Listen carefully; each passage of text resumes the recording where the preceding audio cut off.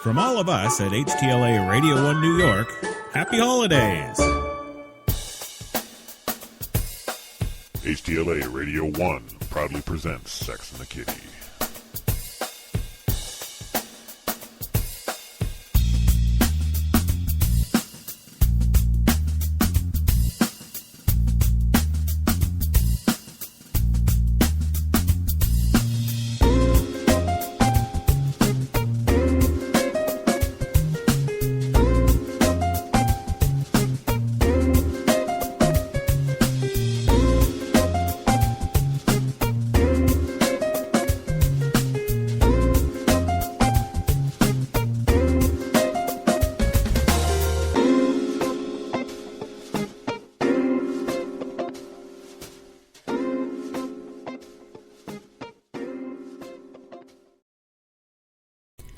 Welcome, my sexy, fierce meeps. It's almost the end of 2013. It's HTLA night, and you are turned on to Sex and the Kitty with your host, this intellectual Kate Taylor on HTLA Radio 1. As with all our programming, the show's available 24/7, 365 on our website, www.htla973.com. So, if you can't join the broadcast in progress, download me and listen to me at your leisure. However you choose to listen, join me to unwind after your work week as I show you how to reclaim your most sensual selves and create the most fulfilling life you can have anytime, anywhere. Remember, meeps, that tonight's show is sponsored by eHarmony and Sandals Resorts and Trojan Twister. Can you see where we're going with this, folks? Okay. I've also got to note that my opinions and those discussed here on tonight's show are my own and do not reflect the opinion of HTLA Radio 1, our advertisers, or our sponsors. As always, I love your comments and questions, and the show really is made due to them, so thank you. Please keep them coming so I can continue to make this show about the issues and bits you want to hear about. If you'd like to get your questions or comments addressed on the air, please send email to me at ktaylor@htla973.com, post to our show at the station's website, or tweet me at thekitty973. Let's see, where did we leave off last week? Well, it's been a month. We're a month into this season of change, and hopefully everyone is really benefiting from this season and taking it to heart. Change is tough. If it were easy, we'd have nobody in this world living with depression, esteem issues, relationship troubles, or professional failures. See, it isn't about changing for anyone or anything. It's about developing that most authentic and exciting relationship with yourself. The hard part is being unvarnished in your honesty about your habits and processes, so you can pinpoint what holds you back from living your most passion-filled and growth-promoting days. So, we began the season knowing we want change in our lives. It's been tough the last few years for everyone. And we just know there is a better, more fulfilling way to live. Knowing this and making that decision is a huge part of the battle. Then, we talked about developing goals, how the baby steps to each goal are as critical to overall accomplishment as, having the goal itself. It's about this time, though, that we likely start hitting some roadblocks to our progress. We all have esteem issues in some areas of our life. And because these make us perceive and act from those perceptions in not-so-good-for-us ways, we find ourselves having to address this before being able to move forward. So we talked about how habits are the easiest things in the world to form when they occur organically, but the most difficult thing in the world to change once they're ingrained. We learned that there are 4 stages to changing our habits. In the first, we feel phony. And in the second, we're still uncomfortable, but it's feeling less phony. The third stage, that gets a little more comfortable. I mean, it's where we still have to work at maintaining the new habit, but it begins to feel more familiar and like us. Finally, the last stage is when it actually has become a habit and it's now natural. You just do it.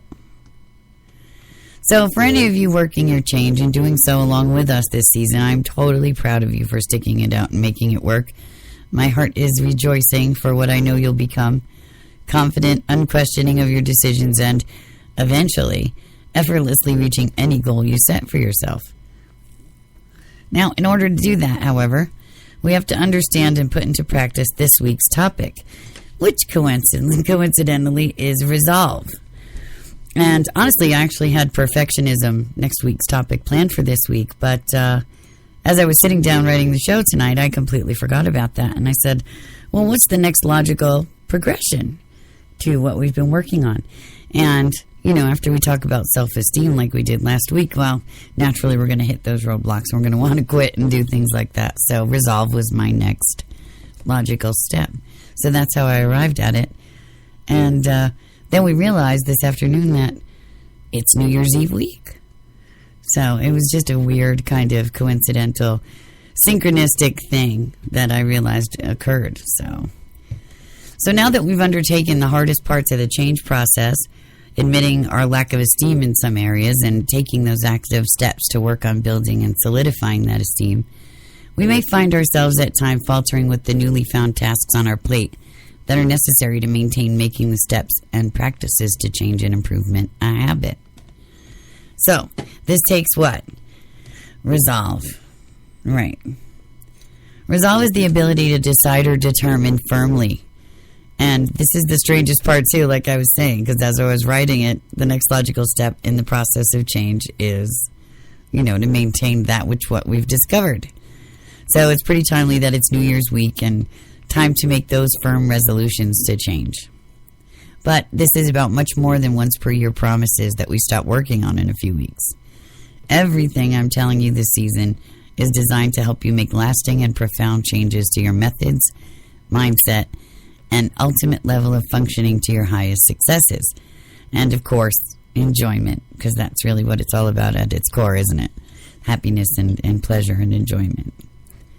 Now, whenever we're faced with the possibility of an inadequacy, unless you possess a very high level of self-esteem, the first choice we make is to not attempt, to quit, to cry sour grapes, i.e. that isn't what I wanted anyway. Instead, we need to remember when we made that firm decision that change was needed and that we would see it through at all costs. When you're down in the dumps and things are looking bleak and you make that initial, decision to take whatever steps necessary to change, you do that with that sense of resolve. And, after a little while, we might not be seeing the results that we were hoping for, or the process is a little more difficult, whatever the case may be. That's when our resolve starts to waver, and that's when we need to think back to where we were when we initially made that decision and why, and bolster it once again. Now, I'm a proponent of affirmation, visual reminders, inspiration of all kinds, but what it really comes down to is making that decision and sticking to it no matter what. Not allowing ourselves to rationalize why we cannot continue, to not allow ourselves to story build in our minds what might happen if we continue and we're not ready, not strong enough, not prepared enough. The reality is that we will almost never be ready, strong enough, or prepared enough. The reality is the only way to ever be any of those things is to resolve to stick to the steps to your goals. Work them every day until the change process moves through its phases and we no longer have to think about them. At this point, we must not allow ourselves to think of any days before this or any days after this. If you must take it hour by hour or moment, do so. Whatever it takes to keep your primary goal, the one you've resolved to put first, and which you've already determined will eventually make your life easier to manage, more pleasant to participate in, and which will allow you to then turn your attention towards creating the most passion-filled and sensation-laden life you do deserve. So there's a few different ways to remain resolute in your decisions, and especially in maintaining the rote actions that'll make the difference to succeeding in your aims or promoting the discouragement that begins, that cycle of negative process you're working so hard to diffuse each day. And I can't ever underestimate the power of coffee in all of those things, too. Because it's late at night when we broadcast, and it's been a very, very long day. And coffee is a good thing. So, yes, I need lots of coffee. All right, so we're talking about motivation, and that is the key.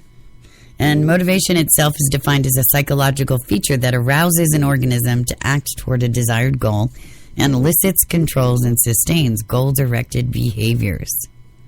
Okay, that's really important because it's all about the baby steps to the goal. And you need to maintain the focus and motivation to, carry out those baby steps so the ultimate goal can be yours. Now, there's two types.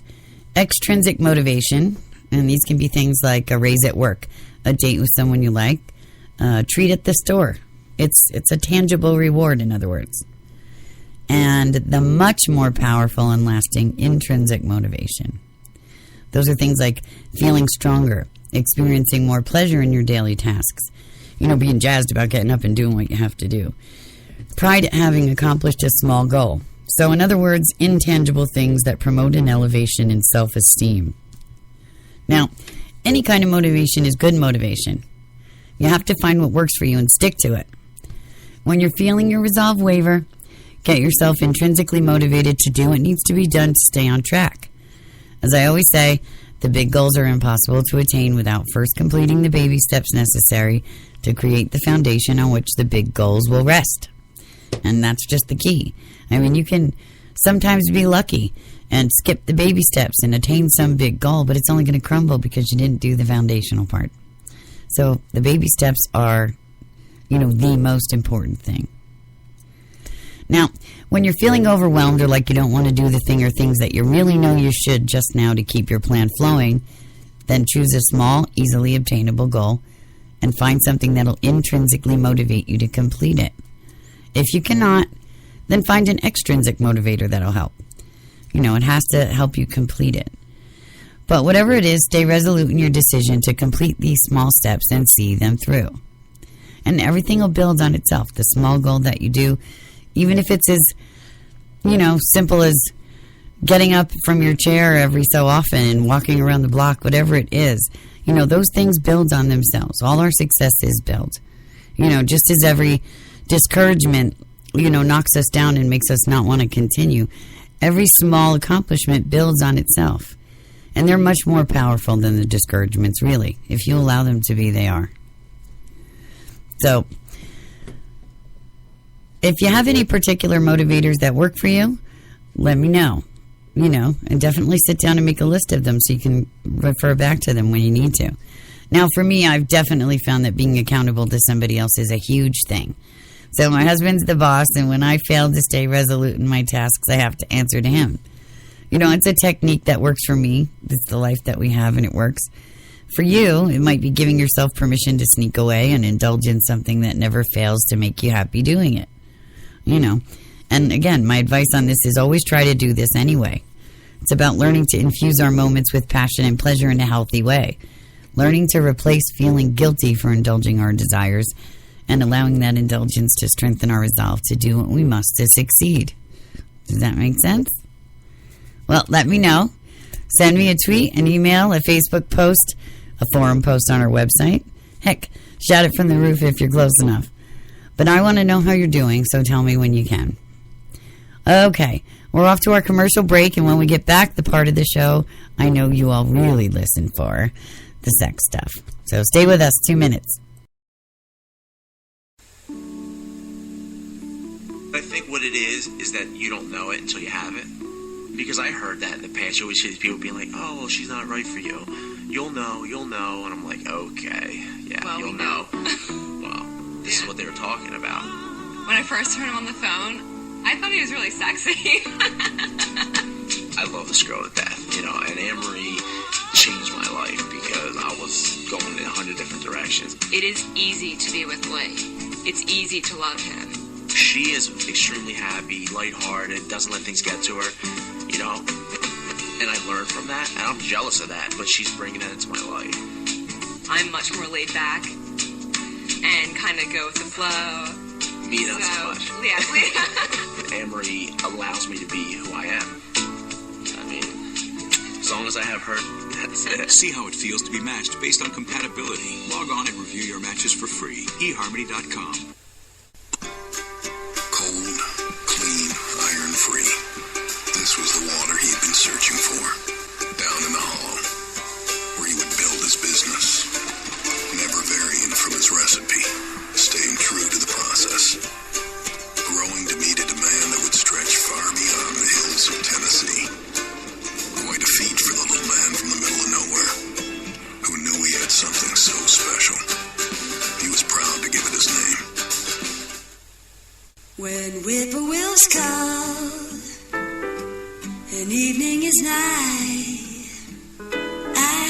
you to my blue heaven. Just a turn to the right, you find a little white light, will lead you to my blue. Book now, save up to 65%. Call 1-800-SANDALS. From all of us at HTLA Radio 1 New York, happy holidays. Okay, we are back, and you are listening to Sex and the Kitty with your host, the intellectual Kate Taylor, on HTL Late Night, HTLA Radio 1 New York. All right, so now that we've gotten all that growth stuff out of the way, let's talk about the fun stuff that we always do. In this segment, I do a Kate Recommends, and last season, as everybody knows, we talked about products and things like that. That didn't work out too well. But this season, we're going to suggest something you can do with your partner that may be new or maybe old or forgotten. While sometimes these will be actual physically arousing things, remember that your brain is the biggest and most powerful sexual organ you've got. Arousal begins in the mind, then once rooted may inflame the heart and allow you to lose inhibition and fall into the object of your desire's arms. Only lastly does true passion take place below the waist. Head, heart, and then hoo-ha, that's the saying around here. Now, last week, I hope you and your partner made your adore lists and put them in each other's stockings. This week, what do you think we're going to be doing? Yes, resolutions. This week, you and your partner will each make 3 resolutions that will offer greater interaction and intimacy in your relationship over this coming year. You can make your list separately or together, but keep it to only 3 each. Then, from that 6, you're going to choose 2 to put into practice starting on New Year's Day. Make small steps to the achievement of these 2 goals. Just like you do with the life stuff, you're going to do with this stuff. Practical, easy to complete actions that will build into the goal you want to attain. Don't forget, write me too and let me know how it's going, because you know that hubby and I do all these things too. I don't just make you do this stuff. We do it with you. So, and we'll let you know how it's going. Now we have listener mail, as we do every week, and I've been really overwhelmed by the amazingness of the questions. It's been getting so difficult to choose a question to answer because they're all so wonderful. I wish I could get back to everybody. Please remember you can tweet me if it's of a sensitive nature. I always ask that you remain anonymous and then listen in for your answer. But you can always send me email at ktayler@htla973.com. So this week, my letter is, Dear Kitty, I enjoy using my vibrator during sex, but my husband is very uncomfortable with it. It almost seems as though he's afraid of it. What can I do to make him more comfortable? Signed, L from Jackson, Mississippi. Well, thank you for your question, L. And I did choose yours this week because I think that it's something a lot of people have issues with. And we were just having a discussion a little while ago about we don't understand how one partner is always afraid to talk to the other partner about something they want to try or something they're interested in. And that is so very important in a relationship. You know, you have to be able to indulge those things that you're attracted to. That's what life is about. Now, the first thing to remember here, though, is that there may be an underlying reason your husband won't discuss with you. Before pushing the issue in a ridiculing sense, try to sit down when you feel he's in a receptive and confident mood and ask him to be honest with you about what the problem is. Now, you're going to have to prepare for anything from prior abuses or taunting in childhood to his own fear that you'll want to use it on him, thus making him question his heterosexuality. Now, try to do some research that shows anal stimulation of a man's prostate can be incredibly arousing and very much heighten a man's orgasm as well. If the homosexuality hang-up isn't the reason. If it is, well, then you'll have to delve a little further into the causes of why he feels that way about that subject. Now, also prepare for the most likely reason. He's afraid the vibrator pleases you more than he does. His outright disdain for the tool may be suggesting his worry that he alone can't satisfy you. So, you turn to the pleasure granter you utilized when you were single. Now, this is bound to play havoc with a male ego. So be sure to approach any of the reasons, with as much sensitivity as possible. Lastly, prepare yourself for the chance that he'll not accept the use of toys in your sex life anytime in the near future. Try to find ways of introducing new things to your intimacies without props for a while. Now, as your husband gets more comfortable with alternative practices, he may be more open in the future to revisiting the topic and trying then. Show him pictures. Watch some videos together. Research medical advice and find factual documentation to combat his established prejudices. You can always use your vibrator in private if it's really something you need for satisfaction, but don't allow the issue to continue to cause discord, or it'll just cause an instant abrasive reaction whenever you attempt to discuss it in the future. Be patient. If he genuinely cares for your needs, he'll be open to at least discussing his reasons for feeling the way he does about it, and that's a great place to start. Thanks for your great question, and keep them coming, please. Again, ktaylor@htla973.com, or you can tweet me your questions at thekitty973. Oh, yes. And now I get to sit back and, at hubby's suggestion, have some coffee and a cig and do my top 10 sex tidbits of the week, because I really do enjoy this part. This is a really fun thing for me. The research is always eye-opening, and I love the response that I get from you guys. And since this really is a sex show, I always finish off my weekly session with you on a lighter note by throwing these tidbits in for you. Now, last week, if you remember, I gave you the top 10 reasons to have sex tonight. Like anybody really needs a reason. I mean, gosh, I don't know. But tonight we're going to jump around a little bit, and I have a couple tops for you. I don't know if I can get my lighter to go. That is. Nope. Of course, it's out of fluid now. So, all right. Why, thank you. Top tops. All right. The first top list I've got for you, and this is really interesting, too. You know, I don't believe in regrets at all, ever. Well, that comes with evaluating yourself and knowing where you're at and making those decisions and sticking to them. You don't ever regret those. You believe in them. You just carry them through to the end. There's no regrets. But apparently, men and women both have a different top 3 list when it comes to regrets about sex. And I found these incredibly interesting due to their diversity and as an indicator of just how the sexes think about this stuff on the whole. So, for men, the number one regret they have about sex is not approaching a possible partner because he was too timid. Really interesting. See, you always have to go for it. Just do it, as we say around here. Number 2, not being more sexually adventurous in his youth. That was another regret. Well, yeah, I could see that. And number 3, though, not being more sexually adventurous when he was single. So I guess for men, it's all about not having tried and not having done it. That's pretty interesting to me.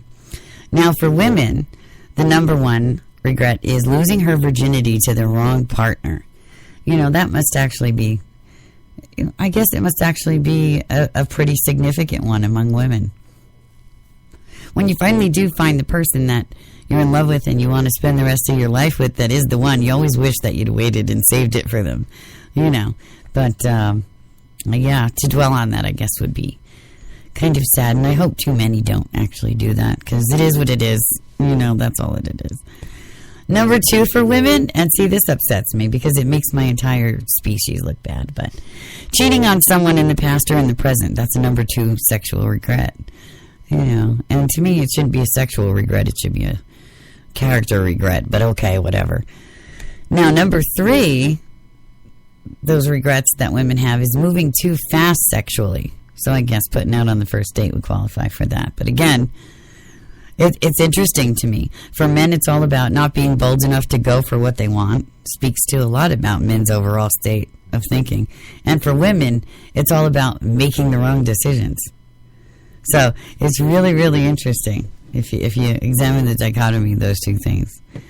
Okay. On a bit more courteous note here, and since lots of us will be doing the staying over thing at not only significant others' homes if you're just dating or, you know, in a long-term relationship but not married, but also just friends and extended family in general, I've got the 15 things you should always check with your partner first before doing.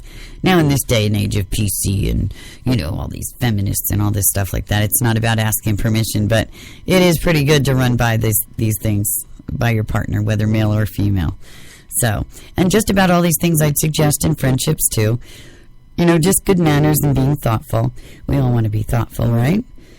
obviously, if you've been married a while and or you have a no you and me but we type of relationship, then you already know where the boundaries are. But it still never hurts to ask and run it by them. Now, let's resolve to use our noodles more this year when it comes to relationship etiquette, and maybe I'll find more of my listeners enjoying that total pleasure-packed life I keep talking about. All right, so, number 15, hanging out with an ex.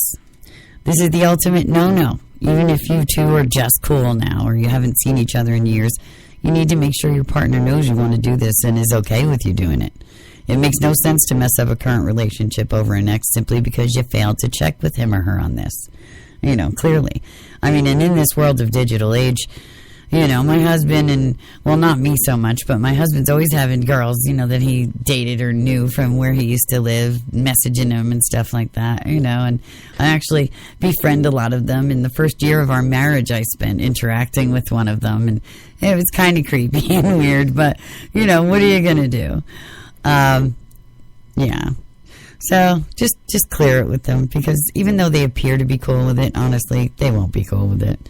So, all right. Number 2, spending time with friends of the opposite sex. We all do this. Now, we're not talking the guy you've known since you were 5.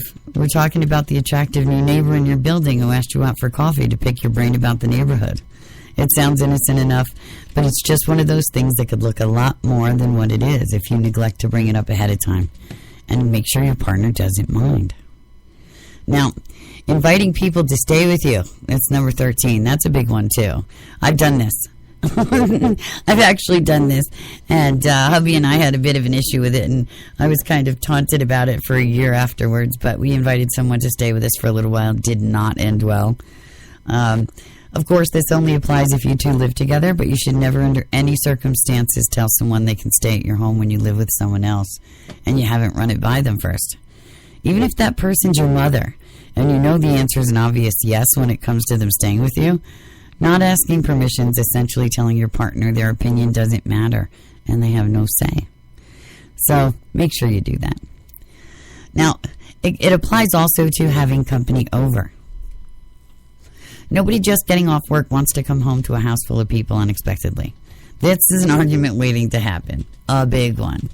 You know, so send a text. Give a call. You know, it's just common courtesy. Well, here's a huge one that I thankfully never have to worry about. But not coming home at night.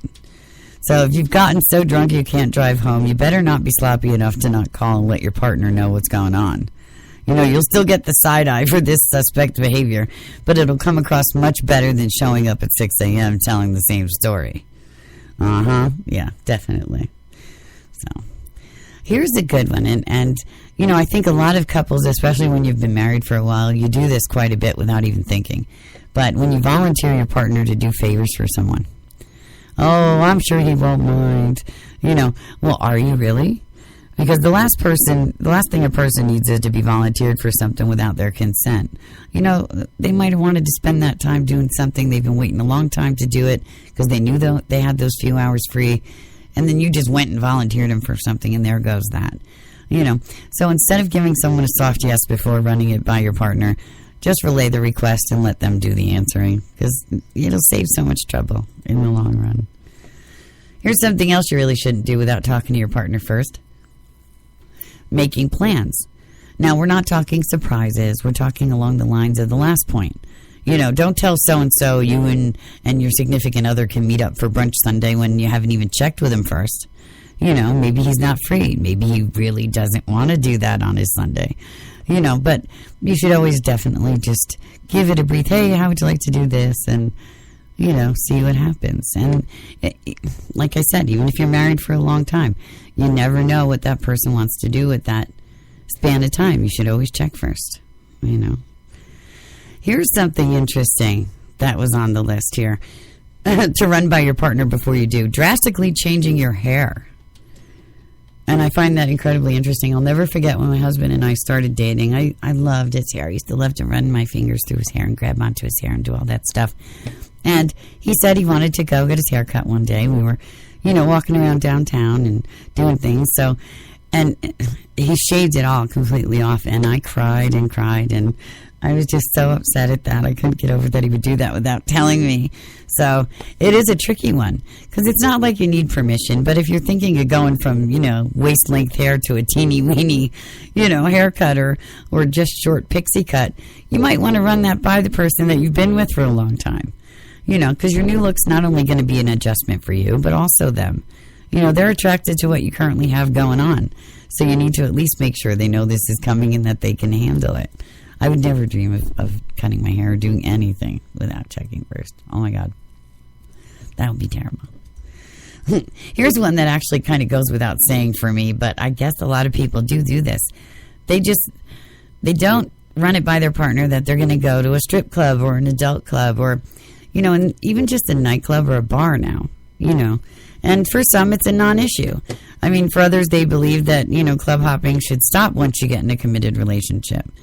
So don't get caught with charges on your credit card from some, peep show spot up the road. Tell your partner you're thinking about having a boys' or a girls' night on the town, and you might end up there, and see how they react to that first. Just don't say, well, they made me go and they dragged me along, and because, we don't believe that sort of thing anyway. So don't even waste your breath. Well, here's another one that absolutely goes without saying, and I couldn't dream of doing anything like that. But making large purchases. If you're married, it's always a good idea to get clear permission before withdrawing any large sum of money or making any kind of large purchase. Would you rather tell your partner that, you can't really afford that right now, or, get cussed out when they go to buy groceries and their credit card's declined because you bought a big screen TV without telling them or something? So common courtesy again. You both work hard. You're both doing everything you can to establish the security of your life together. Just be polite and say, hey, how would you like to go take a look at these or those? And what do you think about getting this or that? And that's just a much nicer thing to do. And again, we all want to be seen as thoughtful. So a few moments of your time will make that happen. Well, I guess this is another really good one because it's like, a big responsibility. Getting a pet. We know it sounds like the cutest surprise gift ever. And I know I would never complain if my husband came home with any kind of pet because, we had, 17 when we first got married that I had here until we got married. But until the puppy is pooping and peeing all around the house and nobody's home to take care of it, or, the cat's tearing up the new drapes you just got, or, whatever it is, those unforeseen things that once the cuteness wears off start to really become an issue. Pets are like children. Two consenting adults need to agree on their presence in your lives and the division of responsibilities when it comes to caring for them. So here's a new puppy. Nice seeing you, and then you expect the person you gave the pet to take care of them and do all you have to talk about that first. It's a major thing. And it's major for the pet. It's not just an inanimate object. So you're talking about a living, breathing entity that depends on you for its very life and care and its emotional happiness, etc. So, think about the pet, not only yourselves.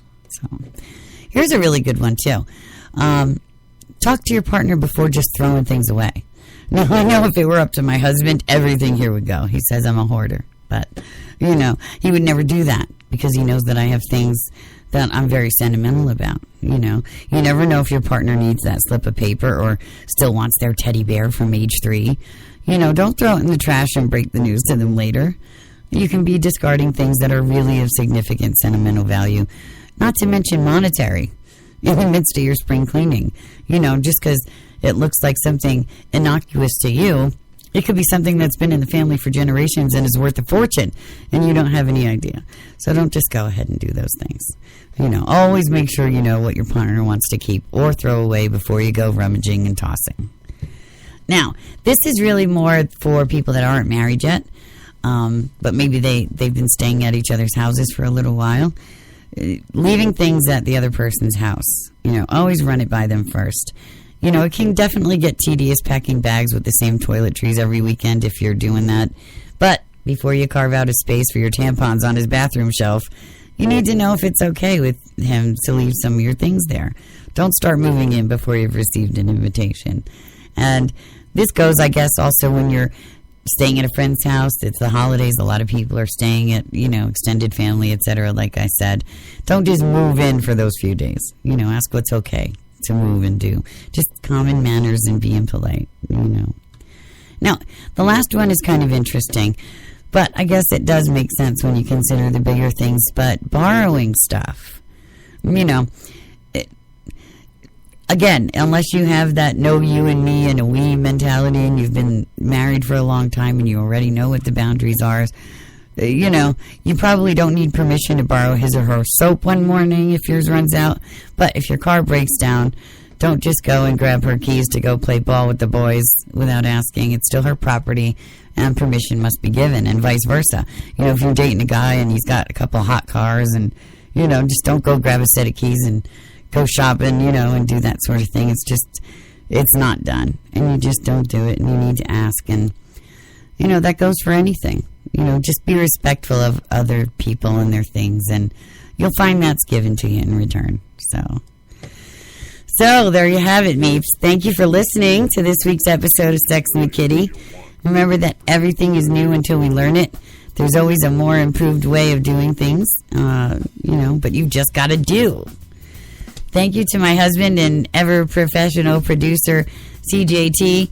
A big thank you to our sponsors and affiliates. And I'd like to shout out to all of our ever-growing supporters and listeners that this show is for you. Thank you for your continued participation. Next week, the curse of perfectionism and overreaching.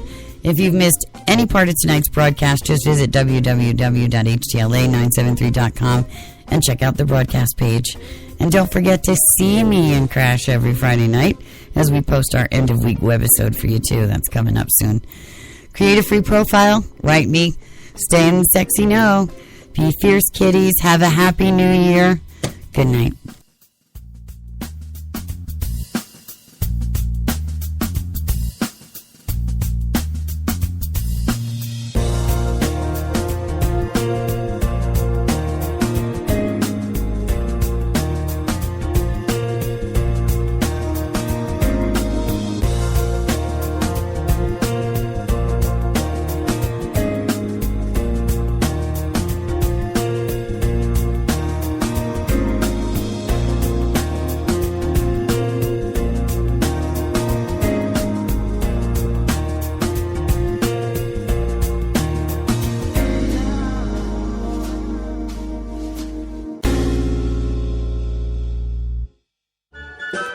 From all of us at HTLA Radio 1 New York, happy holidays!